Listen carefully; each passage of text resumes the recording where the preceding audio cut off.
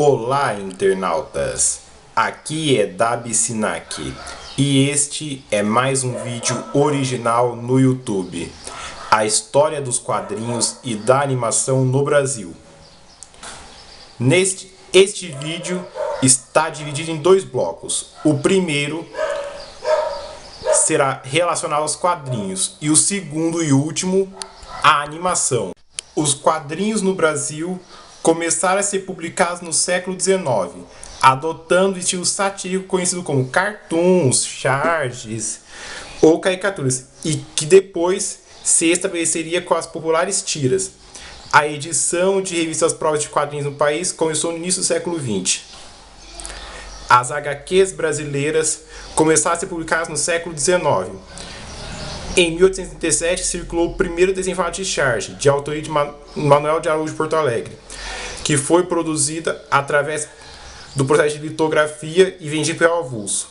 O autor criou mais tarde, em 1844, uma revista de humor político, Lanterna Mágica. Lançada em 11 de outubro de 1905, a revista O Tico Tico é considerada a primeira revista em quadrinhos do país, concebida pelo desenhista Renato de Castro, tendo o projeto sido apresentado a Luiz Bartolomeu de Souza e Silva, proprietário da revista O Malho, onde Ângelo Agostini trabalhou após o de Dom Quixote.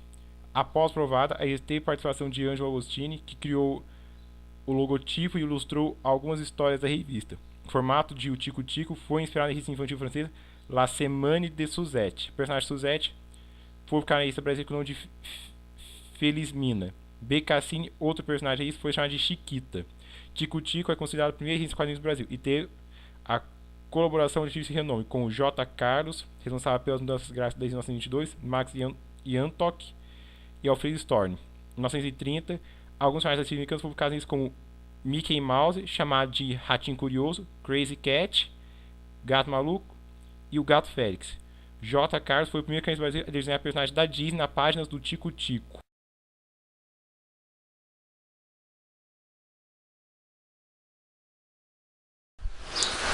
Em setembro de 1929, o jornal A Gazeta cria um suplemento de quadrinhos no formato tabloide, baseado nos suplementos dominicais de quadrinhos americanos. No mês seguinte, a casa editorial Vec, uma editora de origem italiana, lançou a revista Mundo Infantil. Porém, o sucesso do suplemento se deu em 1934, com a criação do infantil de Adolfo Aizen, que trabalhava nos jornais O Globo e nas revistas O Malho e O Tico Tico. Após viajar para os Estados Unidos, conheceu os de quadrinhos e ao Brasil, que a Rochelas Galvão, presidente da KFS, King Feature Syndicate. Galvão tentará desde 1932 vender tiras para os brasileiros. A única exceção foi o jornal Diário de Notícias, que publicava as tiras das Manhã Popeye, que no Brasil foi rebatizado como Brocoió e depois passou a usar o nome original. Roberto Marinho entra em contrato com Aizen, com quem não falava há 3 anos, e lhe propõe uma parceria. Ambos distribuíram suplementos de quadrinhos impressos nas gráficas do Globo em vários jornais do país. Aizen recusou a ideia e em junho do mesmo ano, Marinho lança a O Globo Juvenil, um suplemento dirigido por Djalma Sampaio e auxiliado por Antônio Calado e Nelson Rodrigues. No mesmo ano, Francisco Aquarone, mais conhecido pelos trabalhos de pintura e por livros de história da arte, quais são os romances Meus Homens na Lua, de H.G. Wells, e As Minas da Prata, de José de Alencar. Em 1940, o jornalista César Chateaubriand, o mesmo que inaugurou a televisão no Brasil, com a TV Tupi, lança a revista O Guri, com o Y, que mais tarde teria a grafia alterada para O Guri, com o I, com o subtítulo O Filhote do Diário da Noite. Para sempre, embora tenha registrado uma publicação desde 1938. A revista era composta de várias publicações da editora americana Fiction House, que publicava revistas específicas para cada gênero: aventuras espaciais, aventura nas selvas, lutas, e foi a primeira revista impressa em 4 cores. Chateau havia adquirido as modernas impressoras diretamente dos Estados Unidos, e a primeira edição era uma cópia exata da revista Planet Comics One, da Fiction House. Posteriormente, com histórias de Fawcett, da KFS e da Timely Comics, hoje Marvel Entertainment, subsidiária da Disney. O então recente Milor Fernandes estava como ajudante de arquivo na revista O Cruzeiro, e como nessa época era leitor de quadrinhos. Milor colecionava o suplemento infantil de Adolfo Aizen e acabaria sendo um colaborador da Oguri. Em 1941, a holding midiática de Chateau cria a editora O Cruzeiro, no retirado da principal revista do grupo. Inaugurada em 1928, na revista surgem os cartoons. O amigo da onça de Pérez de Andrade Maranhão. Pérez publicava também em Oguri, Atira Oliveira Trapalhão. Alfredo Machado e Décio de Abreu criaram o primeiro syndicate brasileiro, distribuidora Record de serviço de imprensa. Machado havia trabalhado no suplemento juvenil como tradutor dos 12 a 17 anos, e em 1919, incorporado com baixo salário, mudaram-se para o Globo Juvenil, de Roberto Marinho. Por conta disso, Aizen e Machado ficaram sem se falar por 9 anos. Em 1941, Machado viajou aos estados, a fim de convencer que os 3 maiores syndicates, King Features, Associated Press e United Press, foram registrados pela Record. No entanto, as empresas alegaram já possuir representantes no Brasil, e com isso a Record passou a representar pequenos syndicates e todos os quadrinhos, como Fawcett e Timely, hoje Marvel. A Record tinha seus clientes Aizen, Marinho e Chateau.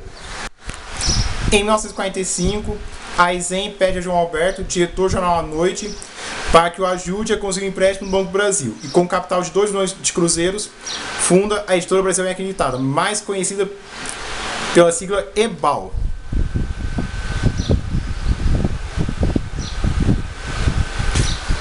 Em julho de 1947, Aizen publica a primeira revista publicada apenas pela EBAL, O Herói, grafada sem acento, embora a palavra herói é grafada com acento, que publicou os Heróis da Selva da Fiction House, além de história de faroestes.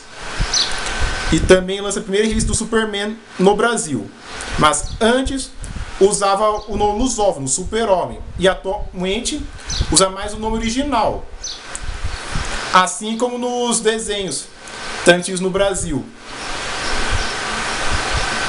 No ano seguinte, lança a revista Edição Maravilhosa, inspirada nas americanas Classic Illustrated e Classic Comics, que traziam quadrinizações de livros em quadrinhos. Para aproveitar os seus quadrinhos entre as crianças, foram criadas as revistas Cezinho, do SESI, Centro Social e Indústria, e Nosso Miguinho, década de 50, da CPB, Casa Educadora Brasileira, uma editora da Igreja Adventista do Sétimo Dia. Apesar das seleções escolhidas serem impressas em cores, todas as exposições da EBAL eram em preto e branco. Em 1951, uma edição especial da revista Superman, publicada em cores, porém a edição investiu em publicações coloridas na década de 70. Em 1949, Victor Civita, irmão de César Civita, se muda para o Brasil. No ano seguinte, resolve seguir os passos do irmão, fundando a editora Primavera. Sua primeira publicação foi em quadrinhos Raio Vermelho, uma revista no formato horizontal, por quadrinhos oriundos da Itália. Em junho do ano, já como Editora Abril, é o logo marca uma árvore, porque é primavera na Europa em abril, publicou a revistinha do Pato Donald.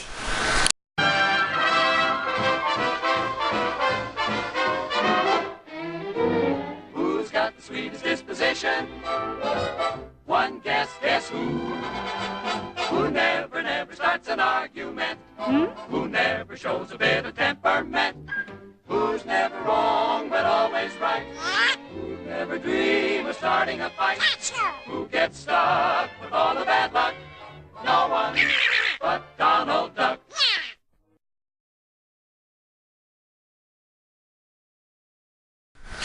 A Editora Continental, que foi fundada em 1959,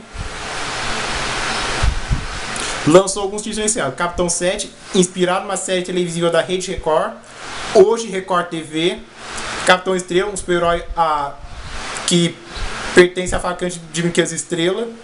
Curso seriado é transmitido pela Tupi, o Janjo Rodoviário, da Excelsior, desenhado por Farrah Colin e Jack Jackson. Personagem surgido em um programa de rádio dos Estados Unidos como de Capitão Meia-Noite, ou Captain Midnight. Já havia sido dado para os quadrinhos pela editora Fawcett. No Brasil, essas histórias foram publicadas na revista O Guri. Aí, em 1959, publica a revista Cacareco, baseada no mesmo nome, que conseguiu 100 mil votos para vereador da cidade de São Paulo. Então, foi a primeira editora a publicar o Cãozinho Bidu, de Maurício de Souza, publicado nas revistas Zatas Bidu. Personagem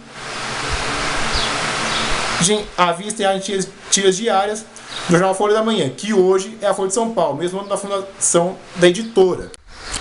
Outras editoras passaram a publicar personagens licenciados do rádio, vieram as leituras hoje pela RGE, que hoje é a editora Globo, é por Flávio Colim e Valmir Amaral, que também desenharam a série Assombrações, da Pub X9, da editora, ao lado de Gutenberg Monteiro, Manel Victor Filho, entre outros. Jerônimo Herói do Sertão e Capitão Atos pela Garimar, criado por Péricles do Amaral. A revista tem trazido a história de Manuel Flor de Leblanc, publicou Falcão Negro, uma espécie de zoo medieval, personagem seriado Teresil, produzido e transmitido pela TV Tupi de São Paulo, que é editado por José Parisi, e no Rio por Gilberto Martinho, iniciada em 1950.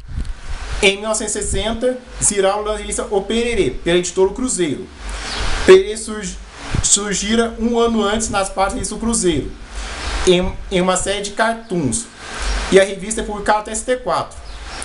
Com o fim das histórias americanas, a editora encomenda histórias do detetive Charlie Chan e os tratos de Getúlio Delfim. Péricles para a revista do Oliveira Trapalhão, que acabou não sendo lançada, e no ano seguinte comete suicídio. Com isso, o Amigo da Onça foi continuado por Getúlio Delfim e Carlos Estevam até 72. Maurício de Souza começa a ampliar seus personagens infantis. Surge o Cebolinha, 1960, Cascão, 71, Mônica, 73 e Magali, 74. Estas últimas baseadas em suas próprias filhas, Mônica Espada Souza e Magali Espada Souza.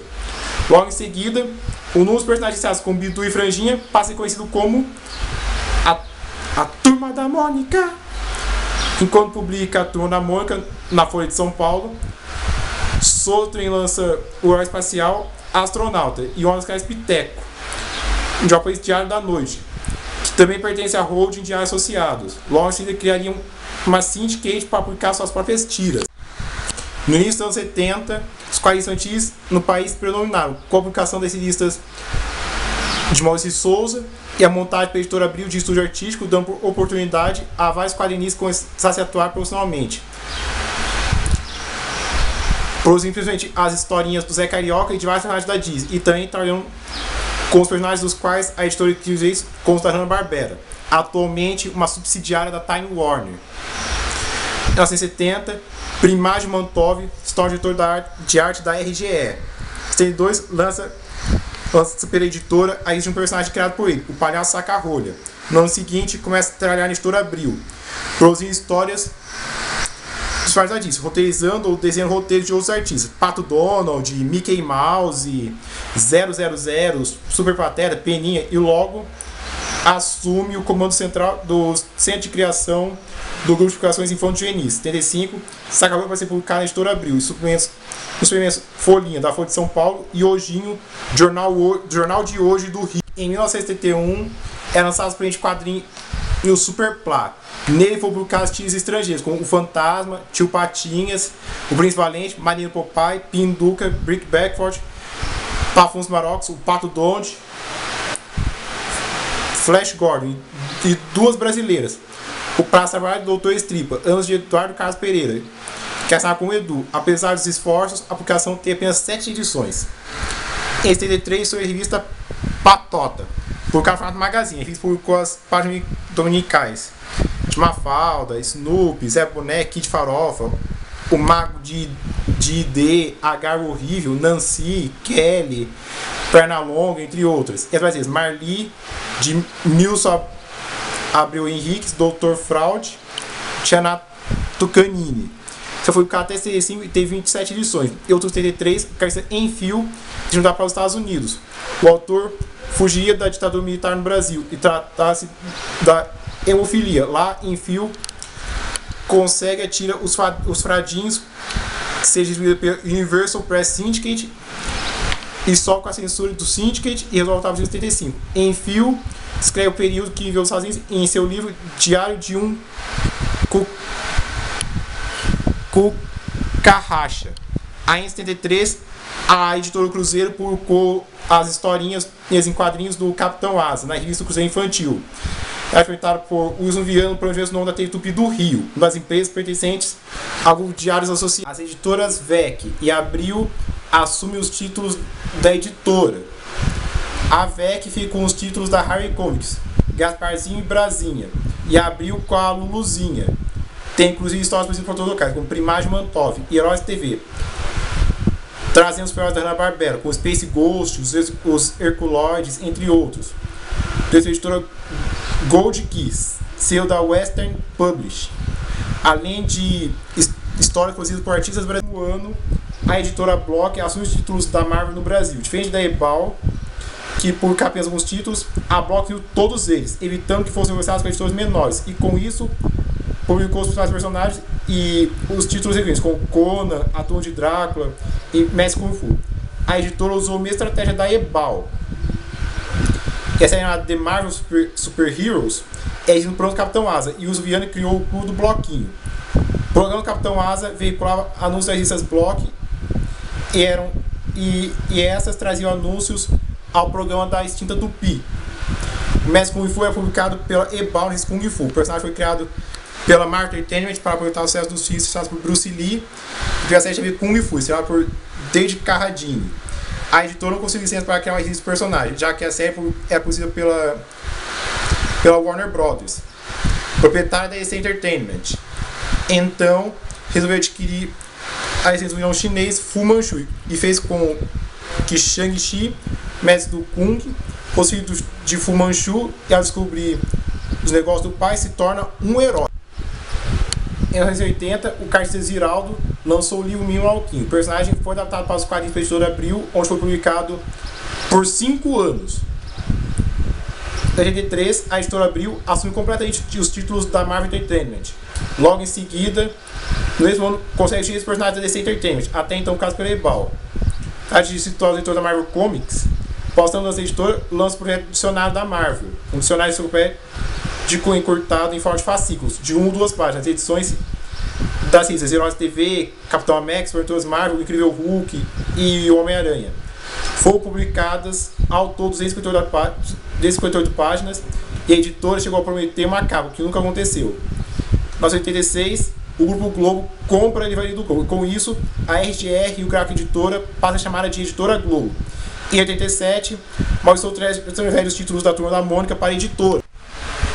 Além da Grafipar, outros editores investiam em revistas baseadas em séries de ação japonesas, de Tokusatsu.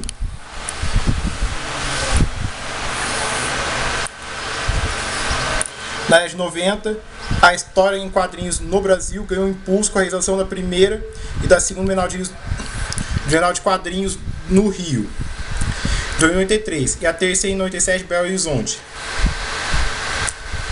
A editora Globo lança revistas baseadas na série mexicana Charles de Chapolin Colorado. Só que o nome de Chapolin Colorado foi grafado com um M, embora no título é grafado com N. criadas e estreladas por transmitidas pelo SBT desde 84. As histórias foram no próprio país ilustradas pelo quadrinista argentino radicado no Brasil, Sérgio Morettini e Eduardo Vetilo. Em 84, a editora Abril lança a revista do Seninha, versão infantil do piloto de Fórmula 1 Ayrton Senna. Ele teve 97 edições. Essa não foi a primeira versão em quadrinhos do piloto. Nos anos 90, a japonesa Weekly Shonen Jump publicou uma versão mangá de Senna. Nessa época, a editora Shueisha era patrocinadora da escuderia McLaren. Graças ao sucesso dos Cavaleiros do Zodíaco e outros animes na TV aberta, principalmente na TV Manchete, começaram a surgir novos informativos, como a revista Herói, publicada junto com a Acme pela Nova Sampa, Heróis do Futuro, além de revistas sobre anime e mangá, Japan Fury e Animax. Tinha também esses quadrinhos inspirados na estética mangás, com adaptações dos videogames da Capcom, Editor Scala, Street Fighter. Mega Man tem participação de artistas como Daniel HDR, que desde 95, desenha por cara americano com a agência Glory da Image Comics. A editora também publicava a satírica Hyper Comics.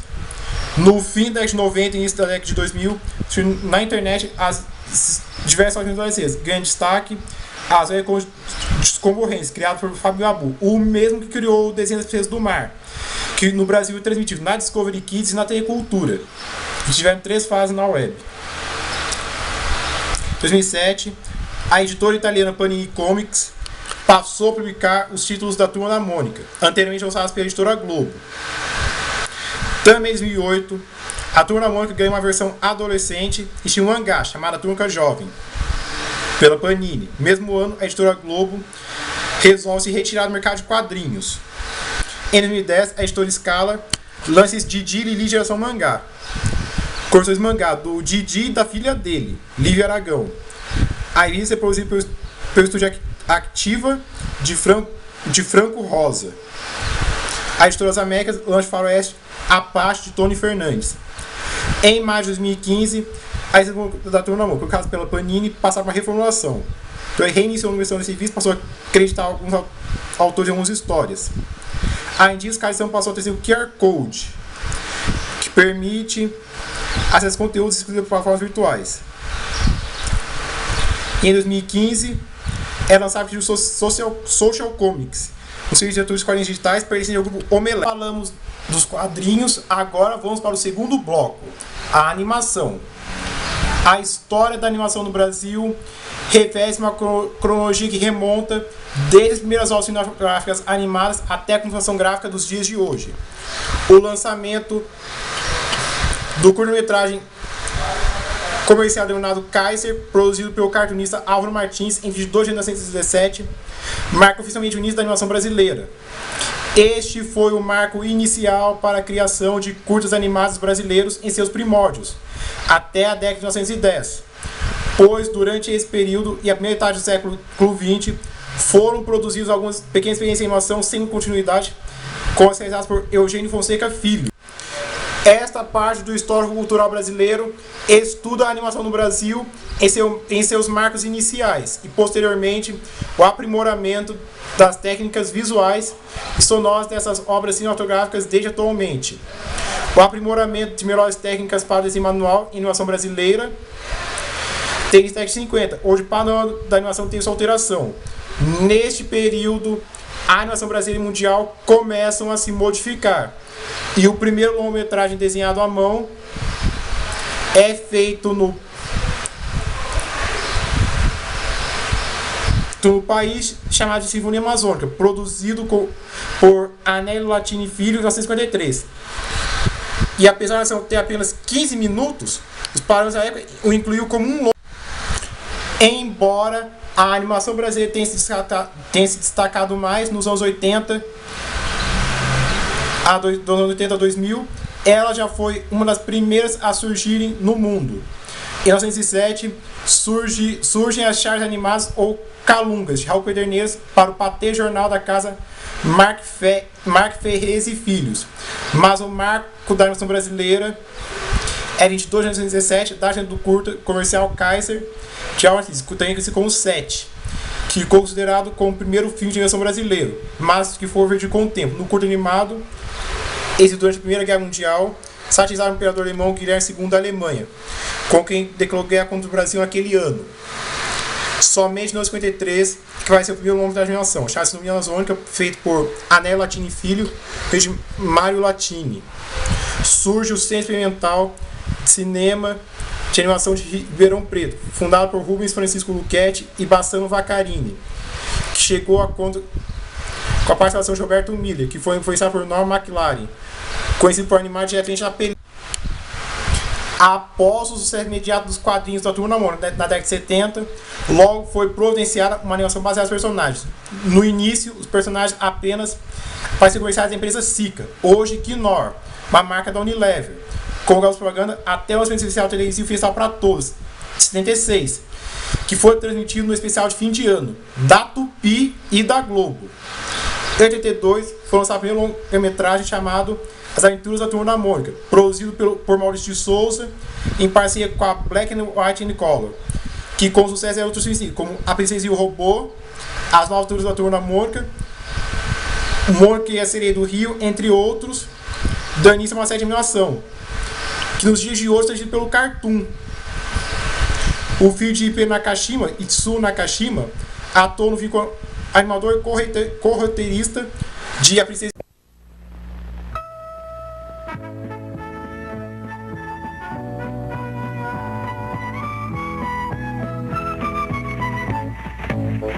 Vamos, seus moleques, vocês estão chatos aí. Mas nós não fizemos nada. Eu disse desçam. Tá bem, pode falar. Bem, estamos no Natal e todo Papai Noel desce por uma chaminé, não é? É. E já repararam que não tem chaminé na casa da gente? É. Então nós temos que fazer uma chaminé, né? É. Ô, Cascão, não é?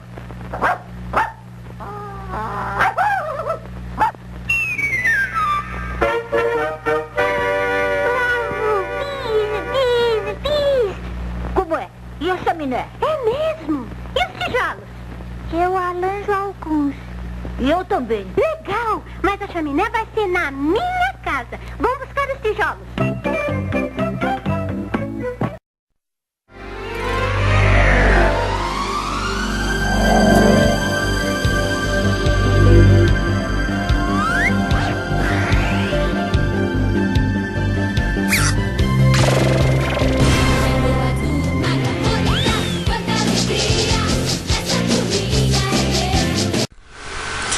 Em 1986, foi lançado o filme Cassiopeia, que ficou com um grande marco na história da animação brasileira, por ter sido o primeiro longa-metragem de animação a ser produzido no mundo, apesar de só ter sido lançada um ano após o filme Toy Story, da Disney Pixar, que causou uma grande controvérsia entre os animadores brasileiros.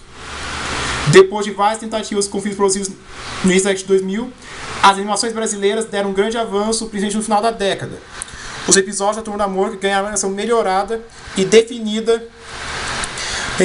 pela Paramount a partir de 2003. Mais tarde, em 2004, as historinhas passaram a ser lançadas através dos filmes da série CGB, que seguiu até a segunda temporada de 2010, terminando com a animação feita em flash.